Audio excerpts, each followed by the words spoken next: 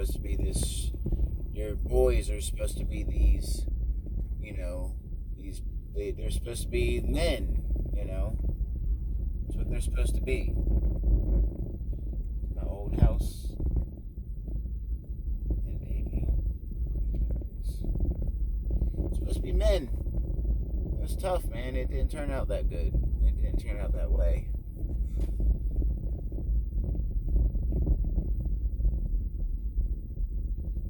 See, another hard part for my parents.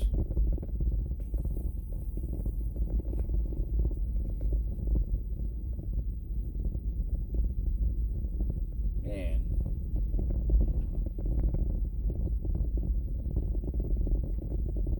Living in Bayview, man, is so many memories, man. And numerous fights. I've had guns pulled on me, Mr. Chris Cushball, because I messed with his girl, baby mama, after they were broken up. Very crazy time in my life right there.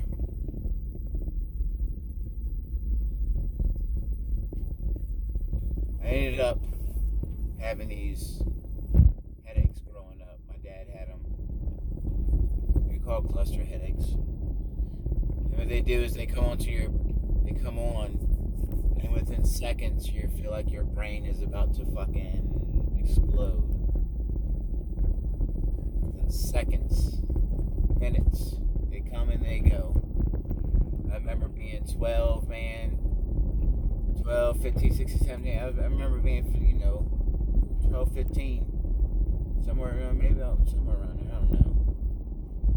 I remember getting these headaches, man, and my dad would give me his medication, and sometimes it would work, because at the time my dad had lung issues, but it would work sometimes, his medication, and these were strong medications. These were like Oxycontins and morphine and the good drugs, because he had lung issues. But I would get these headaches and he would give it to me, and man, I ended up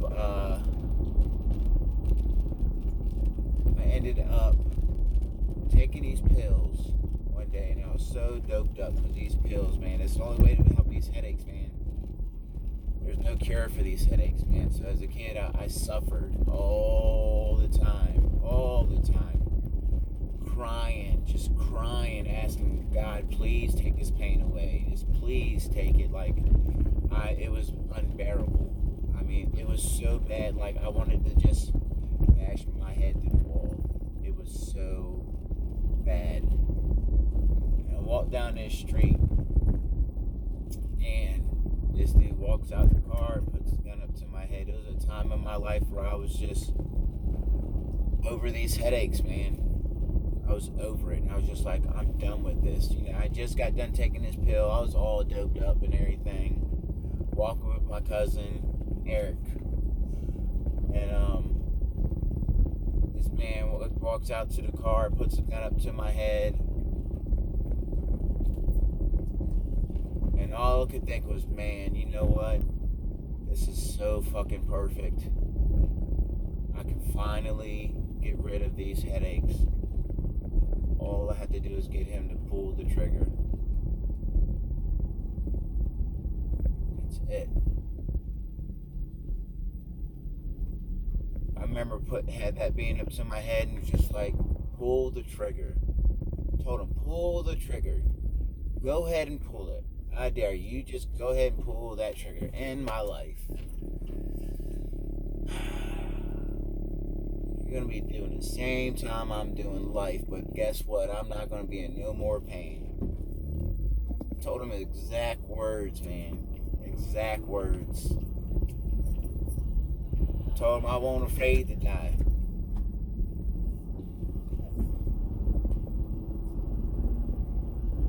Well, he got back in that car, man.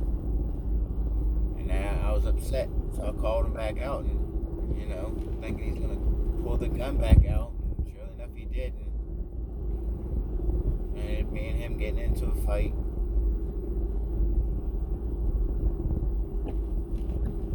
defended and went to court for that one. And of course, he won. He denied everything, and it felt bad again. All I could think is, man, if I were white or if he were black, something would be done about this.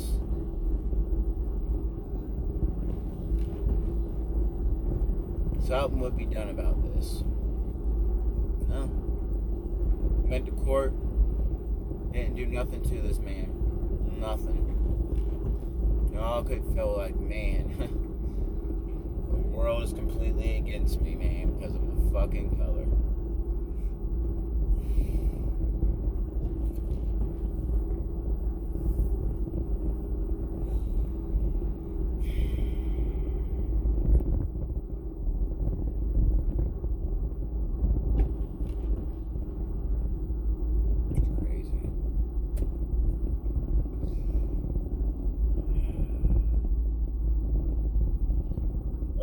As life went on, my parents ended up getting custody back of my sister.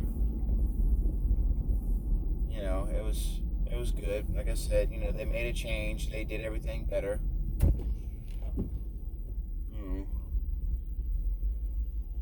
But eventually, I ended up getting to the middle school, and I got my first love, Nikki. Very, very good girl. I remember the first time I had sex. It's like ecstasy.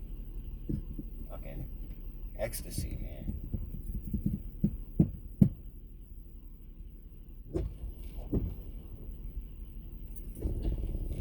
So I ended up dating her for a while. And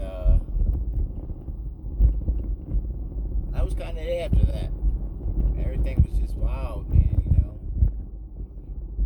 I just wanted women constantly wanted women, man. And I ended up, leaving her and got with my next love, which turned out to be my baby mama. Got with her.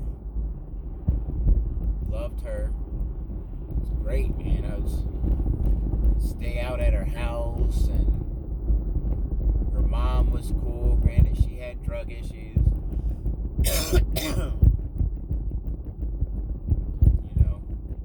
When I met Brittany, and everything was good. But her parents ended up having a custody issue. Me and her, man,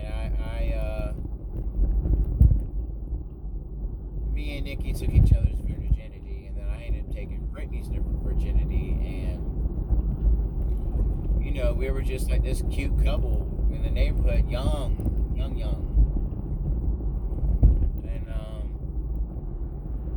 ended up getting her pregnant.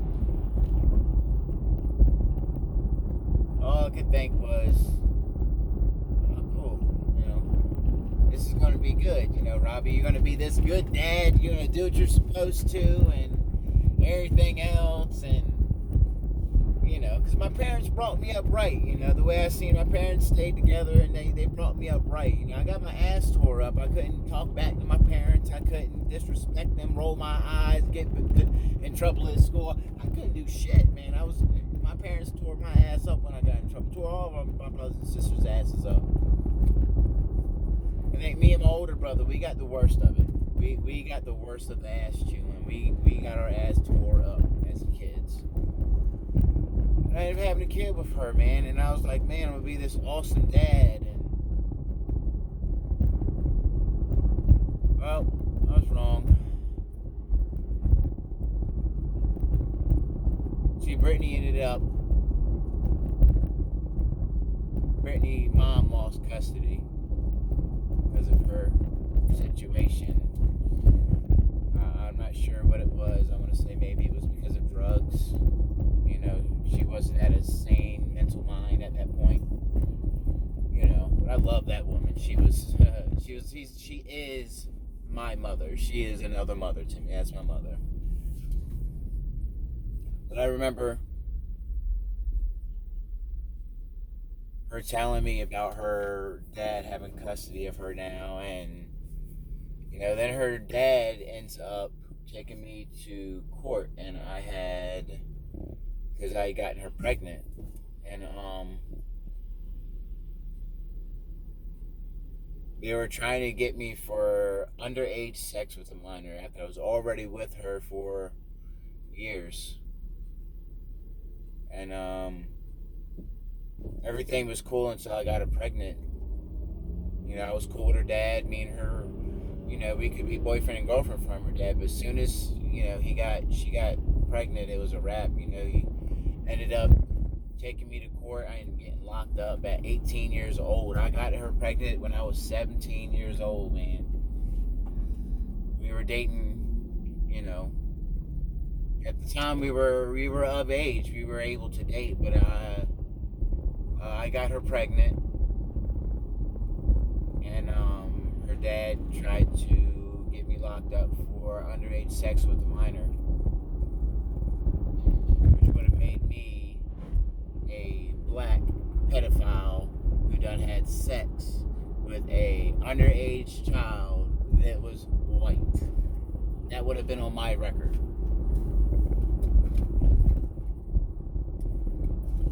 See, granted, he was cool with us dating. He wasn't cool with her being pregnant. He wasn't cool with her. He wasn't cool with interracial babies. He did not agree with it. He agreed that white people should only have kids with white people. He did not agree with it. It took him a while to accept it, but he finally accepted it. I remember going to the court, man, and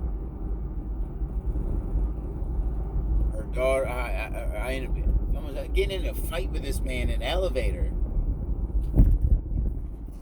He knew me and her been together forever.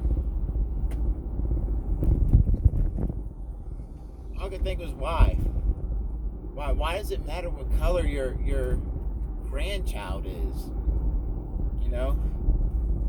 And at that point in my life, I was just like, you know what? I don't have to fucking deal with this. I've dealt with this already. I've dealt with so much racism in my life, and then that just kind of discouraged me. I tried so hard to stay with her. But knowing that your daughter's grandfather doesn't agree with interracial stuff, it kind of takes a toll on you. Granted, this man did what he could do. You know, he did take me to his job and try to show me his job and stuff, but at that point it was just too late. You know?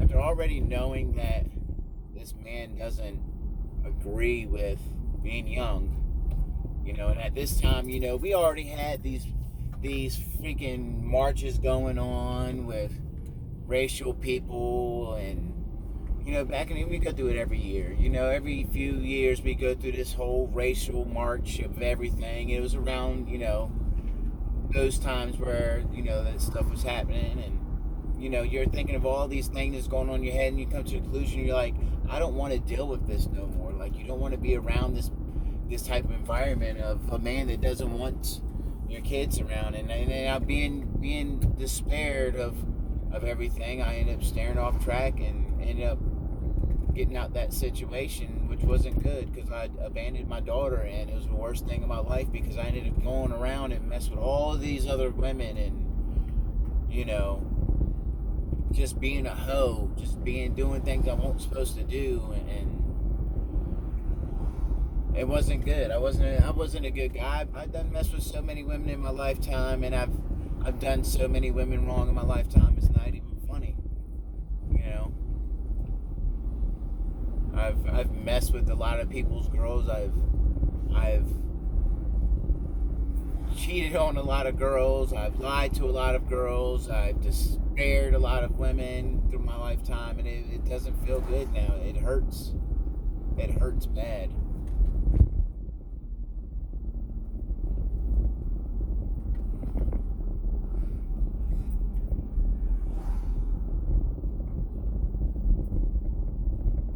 So I ended up going to leaving that, and, you know, I dropped out of school. School wasn't the best for me.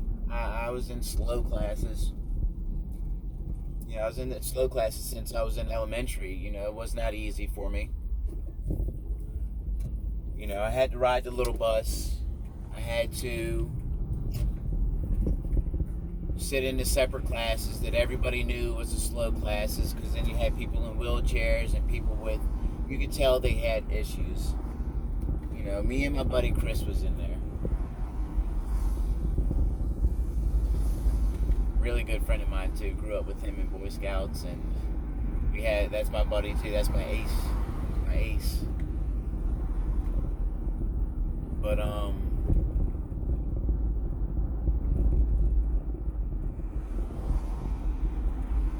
yeah, man, I ended up getting with all these other girls. I left her, cheated on Brittany, and got all with these other women, and I got to this point where I met this one girl, Ashley.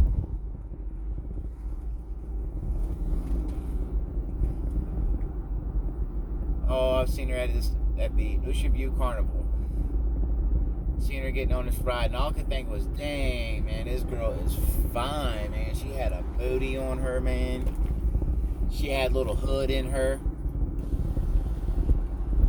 I was like, oh, right up my alley, man. White girl, man. She's a little hood in her. I'm liking this. I ended up talking to her. I ended up holding her purse, and I waited for her to get off this ride, and ended up getting it with my friends, and I still had her purse, and I eventually, I told myself, I was like, man, I gotta get back up with this girl, man. She is fine, and I could never get this woman off my mind, She was like embedded in my brain, and all I could think that night was, I'm gonna marry this girl. I'm gonna marry her. This girl's fine as can be, man. And she's cute, and getting with her, and a few years, something passed, and I ended up getting back in contact with her. And I told her, I was like, hey, I got your purse, I got her on MySpace. And I started talking to her, and I took her purse and I wrote her phone number. It was a little green bag. I'll never forget it. It had a few pieces of makeup in it and stuff like that. It wasn't nothing big, but I wrote her number on it, and I remember keeping that purse. And I eventually got back up with her, and she ends up messing with me, and her ended up messing around. No, we didn't mess around. Me and her stopped talking again for a while. I lost her number, and lo and behold, my brother ended up messing with her somehow. He didn't know her from anywhere, but he ended up messing with her, as far as I know. Okay, it's a weird story, but he ended up messing with her.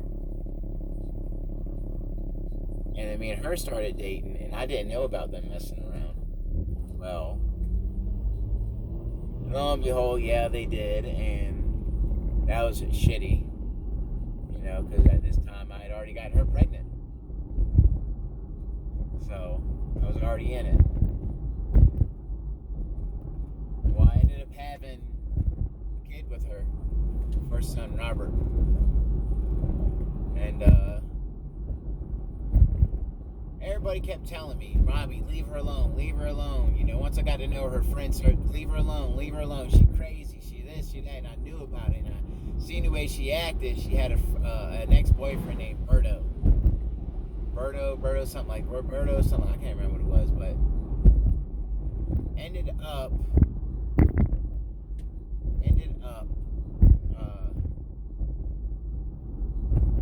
dating her for a while, and she cheated quite a few times, and I never, listen, this is I still lived in Bayview, and she come through, she put my parents through hell, and it's because I was trying to leave her and everything, and I was leaving her, and we had our issues, and she was just a wild girl, and I loved it.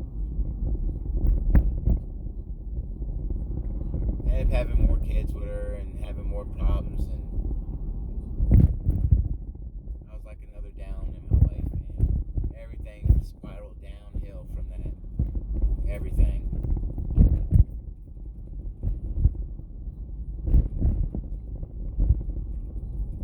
I ended up getting locked up so many times because of her. She destroyed my life.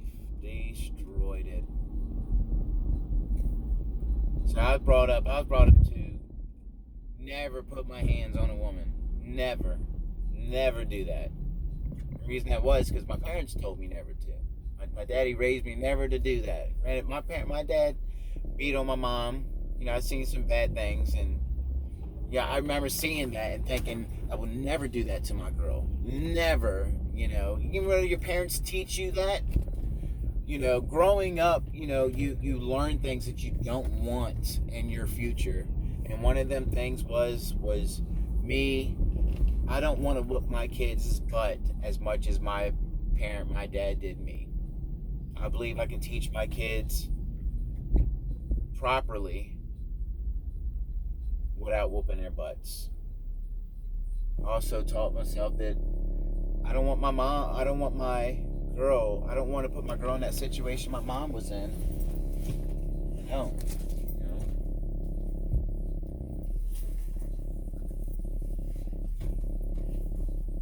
So,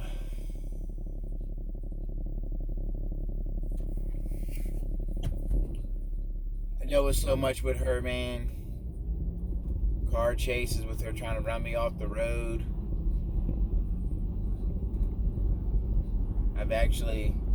We had a time where we were just chilling. I planned for us to go off and do something, and I was just talking to my friend. I wasn't even trying to mess around with her. And she was just a friend, and she got mad about it, and I tried to explain it to her, and I planned this nice day. Me and the kids were going out fishing and everything. And at this time, I'm going to say it was just me and my boys. We didn't have my oldest daughter yet, my youngest daughter yet. And I remember her hit me with this damn car, man. She got mad, and I was trying to stop her. I got to walking, and next thing I started walking to the car, and she hits the gas. Boom! All I could think was, Robbie, jump. So I jumped, and all I could think was, I could do it in the movies, Robbie. Jump on the fucking car and try to just roll over it. Well, mind you, this was a minivan. That was a long roll. I jumped on that hood, rolled up the window, rolled over the roof, and down onto the ground. Top of the damn minivan. People out there. Are you okay? Are you okay? Da da da da da da da. Well, surely enough, all that shit happened.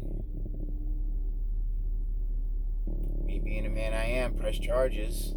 Let the charges go.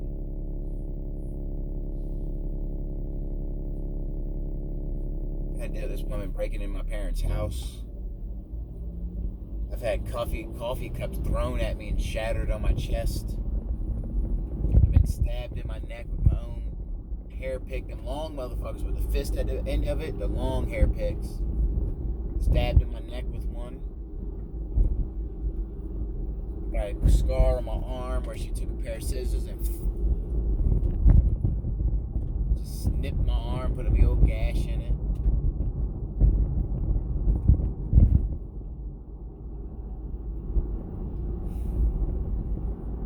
Life's tough.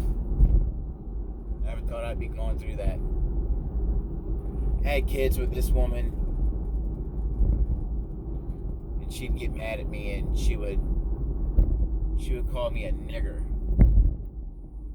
She would call me a nigger. Her kids were mixed, but she would call me a nigger. Constantly call me a nigger. I could never understand it. Never could understand it.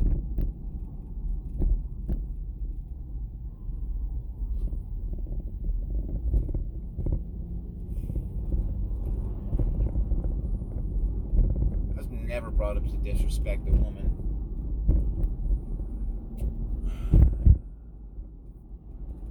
I've been disrespected by her mentally, physically, emotionally. Like, I don't want to sound like a bitch or nothing, but like I said, I wasn't brought up to disrespect a woman, man. I got to a point where I just like, I gotta leave this girl, man. I gotta leave her. I can't keep on going through this. In and out of jail constantly, She's always hitting me. She's always downgrading me. Granted, I didn't do the right things when I was, we had our ups and downs. At the time, I had my daughter, Nevaeh.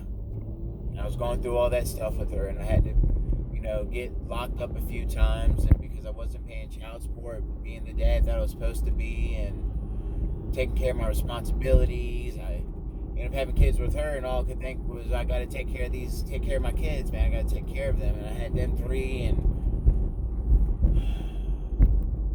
neglected my first child because of her. Threw everything away for her. Everything I threw away for a woman. I lost everything. I lost myself. Lost my family. Chose her over my own family. I ended up moving, living with her.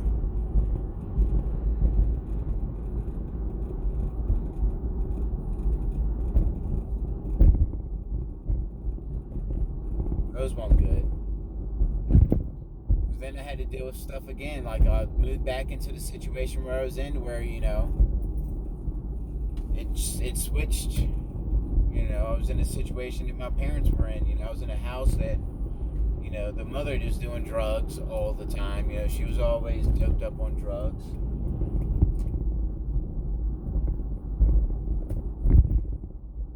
She was always disrespectful to her mom, always disrespectful to her grandma. I remember her and her mom getting into a fight. I remember her pushing her grandma.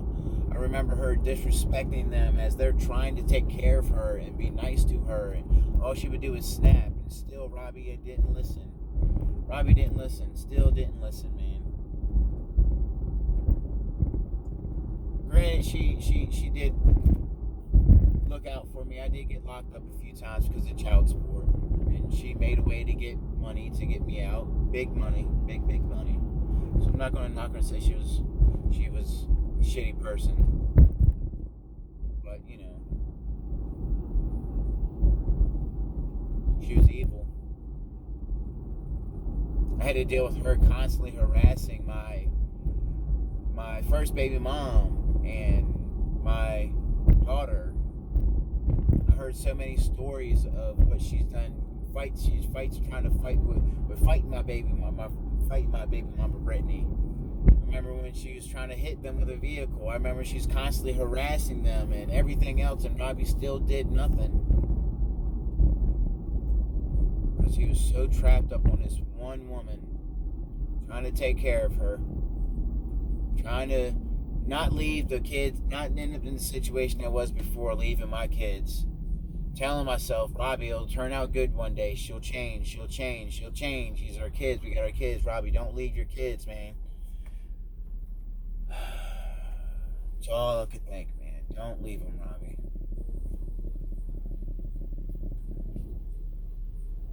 Now, I done had 3 boys with her. The thing with her is that she didn't want to stop having kids with me until I gave her what my first baby mama had, which was a girl. So we kept trying, finally had a girl. And all I could think was, yes, we're good now. She's good. I don't have to worry about her being jealous because she don't have a girl and everything. I don't have to worry about this. And no, that didn't change anything. I still kept on getting beat up. I still kept on getting degraded and put down and everything.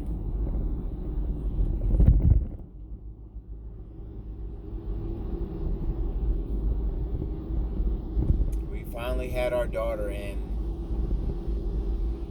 man,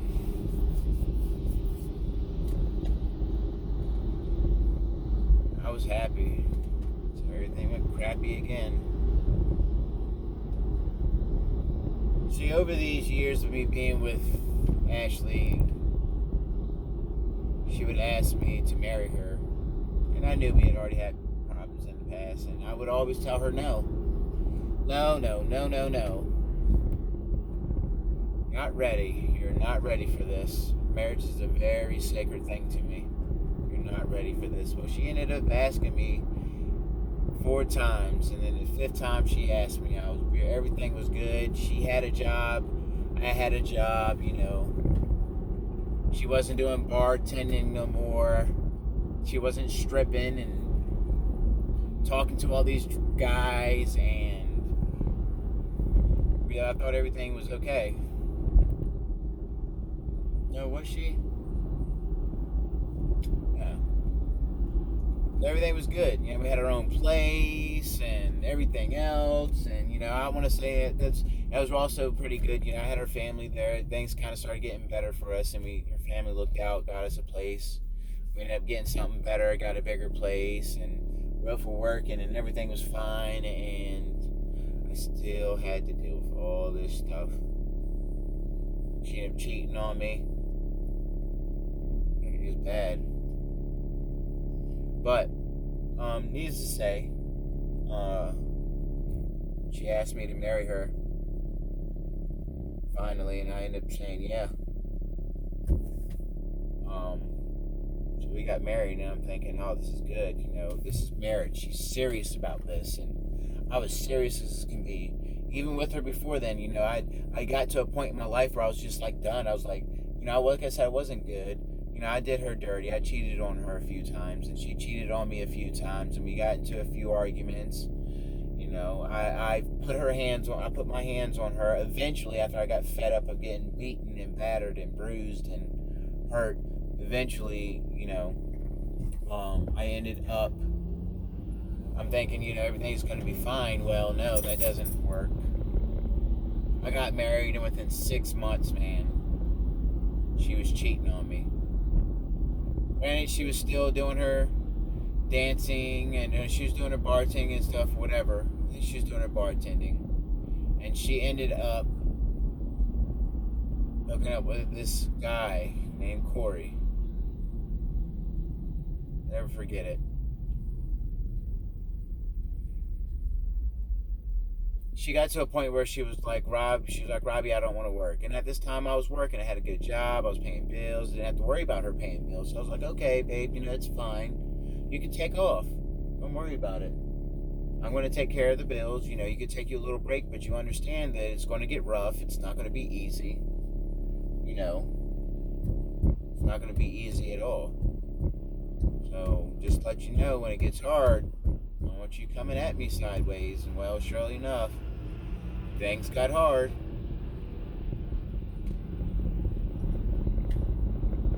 She ended up cheating on me after we got married. I remember working every day thinking, man, I'm going to get my life together. Things are good. I was paying my child support. I wasn't getting locked up no more. I was doing everything I was supposed to do. No, hits me with another loop. And getting off work one day, I got off early. And I walked into my bedroom. And I seen her sitting in the bed with Corey. With my kids. And that was it. That was it after that.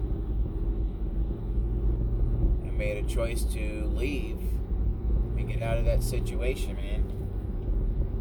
I finally was done. Marriage was very, very important to me. Now, mind you, me and her were together for a long time. We were together for 12 years.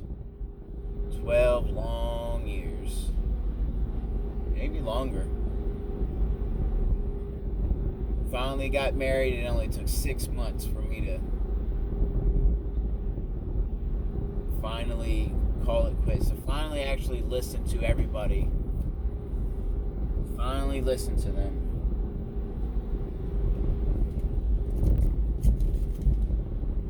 So I left her.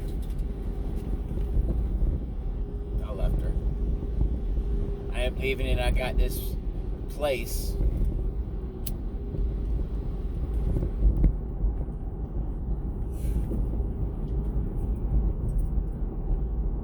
I got this place right across the street. Literally across the street from my baby mama's house. And it wasn't because I wanted to. It's not because I wanted to be nosy or be around her still or anything. I was done with her. I was done. I didn't believe in her. I moved across the street, and I told my the reason I did that was because I knew I abandoned my first child. I knew I did. And I knew I didn't want to do that again. And I wanted it to be as convenient as possible. Because at the time I didn't have no vehicle, nor did I have no license.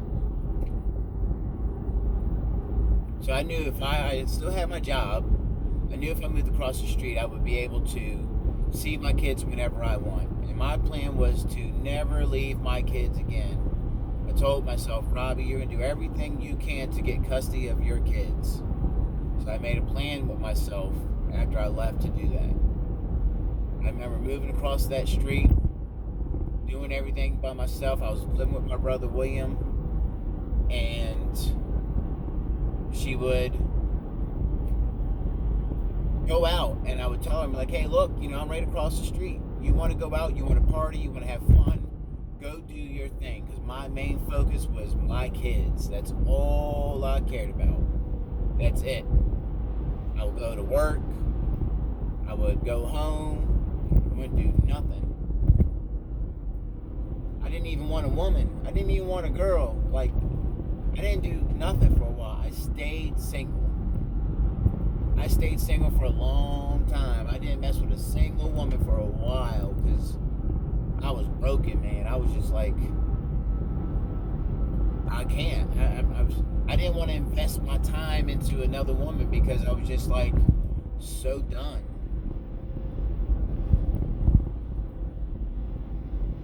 So I embarked on a journey for myself to teach myself things, to learn things, to understand things. And I took that time, and I learned a lot. My first baby mama, she put me through the ringer, boy. I'm telling you, back and forth to court and, dealing with custody battles and giving somebody else custody of my child, some other man, just letting go, thinking my life would be better, thinking her life would be better without me in it, just all that stuff, man. Like, all of that stuff, just everything, piles and piles and piles and piles on things, man. And I did all this stuff, man, and it's just kind of lost where I was.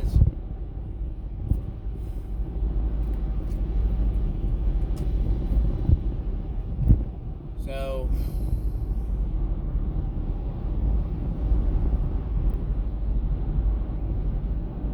I ended up having to deal with living across the street. Yeah, I was still messing with baby mama. She was still messing with other people. My kids would come over and they would talk to me and everything and tell me about what mom's been doing and everything else. And all I could do is just give them positive vibes, positive energy, because I knew that if I give them anything negative, it's going to put negativity in their mind.